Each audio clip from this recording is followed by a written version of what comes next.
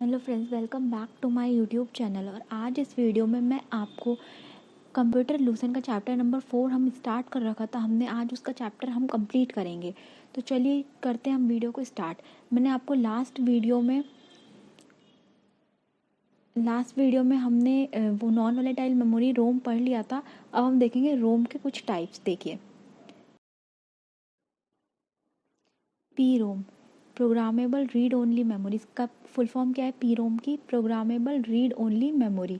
It is a non volatile memory. In P ROM instruction can burn once, then it is unalterable, after that it behaves like रोम।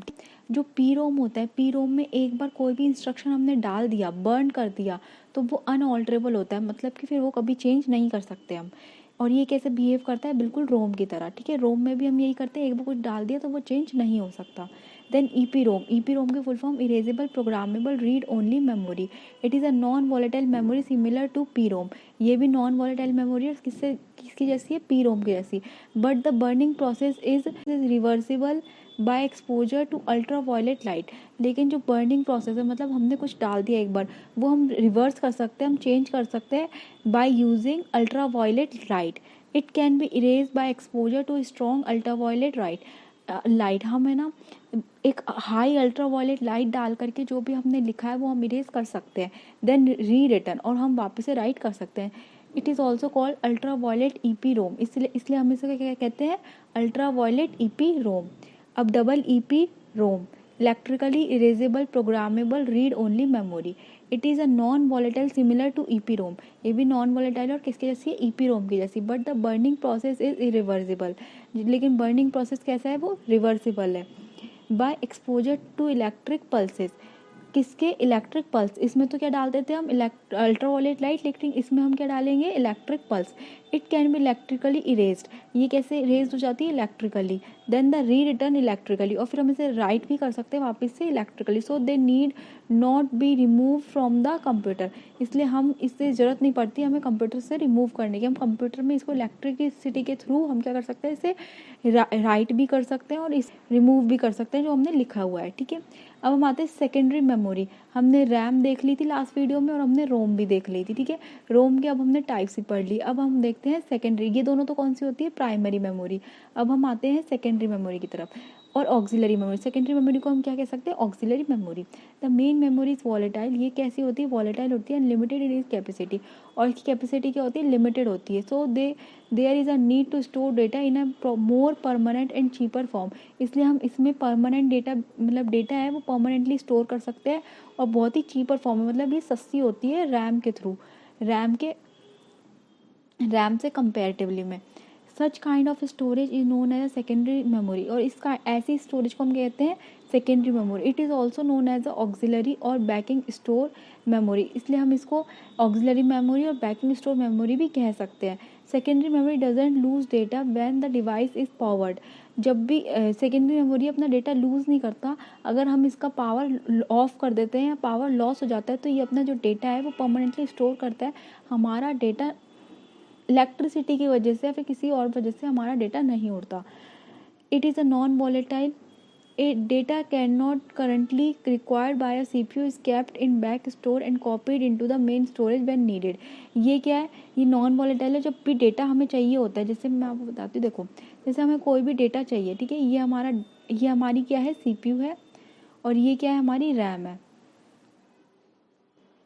ये हमारी CPU है और ये हमारी RAM है। ठीक है, और ये हमारी सेकेंडरी मेमोरी है। ठीक है, अब क्या हो गया? हमें कोई डेटा है वो हमारा सेकेंडरी मेमोरी में फिल है, हमें सेकेंडरी मेमोरी से कोई डेटा चाहिए, सीपीयू को सेकेंडरी मेमोरी से कोई डेटा चाहिए, तो सीपीयू डायरेक्टली सेकेंडरी मेमोरी पे नहीं आता, सीपीयू डायरेक्टली इस पे नहीं आता। सीपीयू कहाँ जाएगा?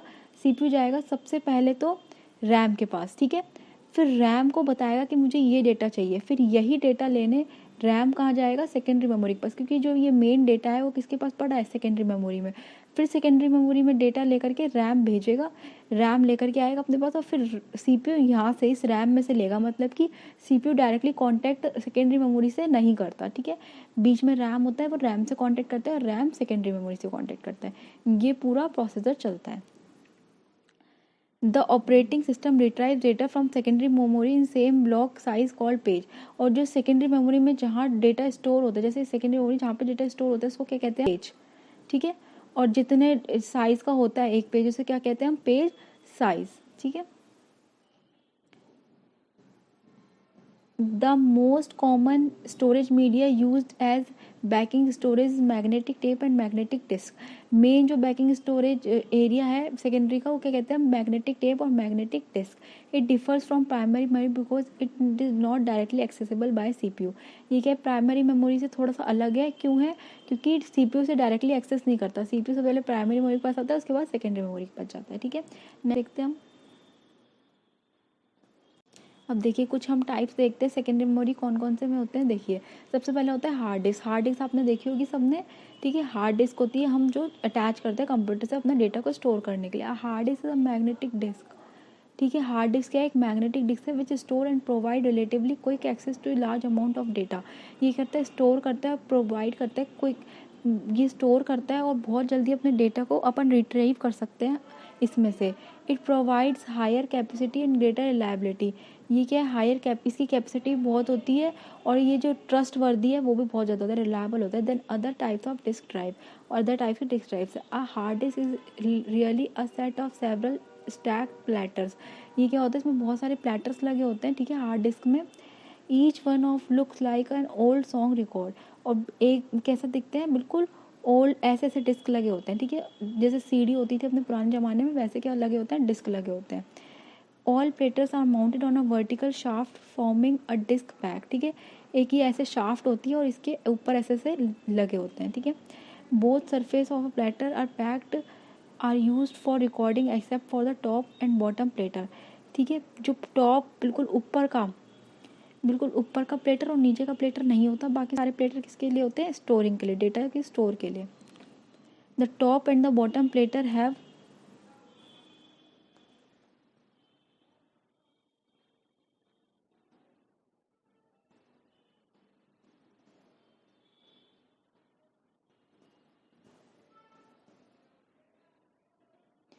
The top and the bottom platter have data recorded only on their inner surface. ठीक है, इनर सरफेस अंदर की तरफ क्या होता है, जो डेटा है वो रिकॉर्ड होता है।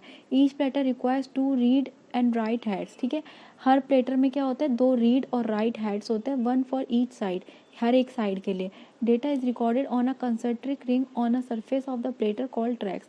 और जो ये ट्रैक्स हैं इन पे क्या होता है, अपना डेटा रिकॉर्ड होता है।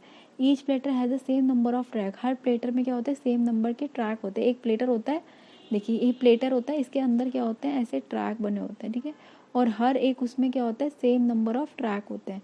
ठीक है, और फिर ये शाफ्ट होती है, शाफ्ट के अंदर ये लगा होता है, ऐसे होता है। ठीक है, ईच ट्रैक इज सब divided into sector and each sector stores a fixed amount of data. ये जो एक ट्रैक है वो एक सेक्टर में डिवाइड होता है और हर सेक्टर में जो डेटा है वो सेम अमाउंट का डेटा एंटर होता है। मतलब अब एक लिमिट होती है, उससे ज़्यादा एंटर नहीं कर सकते। The process of dividing a disk into track and sector are called formatting. और जो ये ट्रैक और सेक्टर में जो डिस्क डिवाइड होती है इसको कहते हैं formatting. Thus the operating system can store and locate data and information on the disk. Read and write head can read and write data directly to any track, so access और writing data becomes very fast. ठीक है, इसमें क्या होता है कि हमने head होता है, रीडिंग का भी हेड होता है अलग से और एक राइटिंग का भी हेड होता है। ठीक है, तो हमको जब भी रीड करना होता है, मतलब हमें डेटा रिट्रीव करना होता है, तो हम जा कर के रीड पे क्लिक कर देते हैं और जल्दी से जो रीड हेड होता है वो हमारे रिट्रीव कर देता है। जब भी हमें लिखना होता है तो भी हम बहुत जल्दी लिख सकते हैं, क्योंकि जो हेड राइट है वो अलग होता है, वो जल्दी से डेटा को राइट कर देता है। तो जो काम है वो बहुत फास्ट हो जाता है हार्ड डिस्क में। It is sealed into a single module which with the read and write head, so it is protected from the environment and any scratch. Often it is called a C drive in a computer. ठीक है, तो जो ये इतना होता है, इसमें single module होता है और इतना इसके होता है, तो इसमें क्या होता है कि स्क्रैच से भी हम इसे बचा के रखते हैं। क्या करते हैं, हम इसे एक स्क्रैच से भी बचा के रखते हैं। तो इसलिए ये क्या क्या होता है, प्रोटेक्टेड होता है अपने एनवायरनमेंट में और मेनली कंप्यूटर में पाया जाता है। कंप्यूटर में हमारी सी ड्राइव जो होती है वो हमारी एक तरह से हार्ड डिस्क होती है कंप्यूटर की।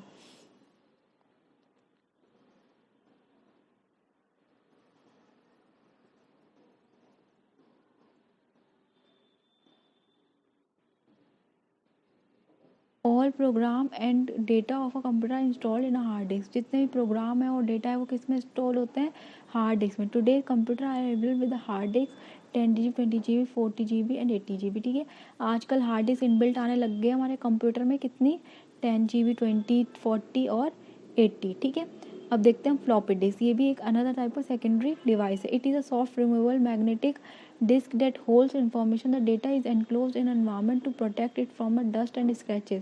Data is retrieved or recorded on the surface of the disk through a slot on the envelope. On most disk driver, the read-write head is a physically contact. Same है floppy disk और hard disk में। ठीक है, with the disk after reading and writing the head lifts away to reduce any harm to the disk. It is slower to access than hard disk and less storage capacity, but it is much less expensive, and most important, they are portable and most popular form backing store.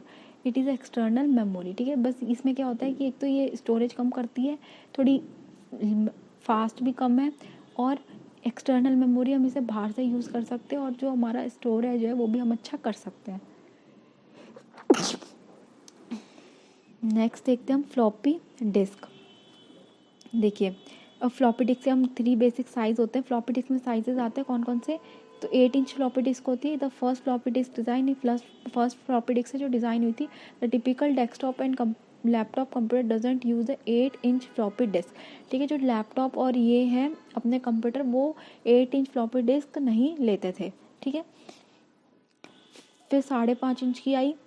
The common size of the personal computer and the predecessor to the 8 inch floppy disk is generally capable of storing data 100K to 1.2 MB of data. The most common size are 360K to 1.2 MB। ठीक है, फिर क्या आई, 5.5 inch की आई हमारे, पहले 8 inch की आई थी। 8 inch तो हमारे कंप्यूटर लैपटॉप के लिए बहुत बड़ी हो रही थी। फिर 5.5 इंच की आई, ये हमारे पर्सनल कंप्यूटर्स में फिट होने लगी, सही आने लगी। 360K से 1.2 MB डेटा ये स्टोर भी कर लेती थी अपने में। ठीक है, तो थोड़े अच्छी थी ये। 8 इंच से फिर आई 3.5 इंच की floppy is encased in a rigid envelope. ठीक है, तो ये उससे भी अच्छी आई 5.5 इंच से, क्योंकि छोटे से एनवलप में एक आ जाती थी और डेटा भी अच्छा मतलब स्टोर कर लेती थी, कम करती थी पर हाँ स्टोर कर लेती थी। तो ये था आज की वीडियो में। नेक्स्ट वीडियो में हम देखेंगे सेकेंडरी मेमोरी के और भी टाइप्स। होप आपको ये वीडियो अच्छी लगी। अगर आपको ये वीडियो अच्छी लगी तो प्लीज़ मेरे चैनल को सब्सक्राइब करें एंड मेरी वीडियो को लाइक करें। Thank you for watching my video.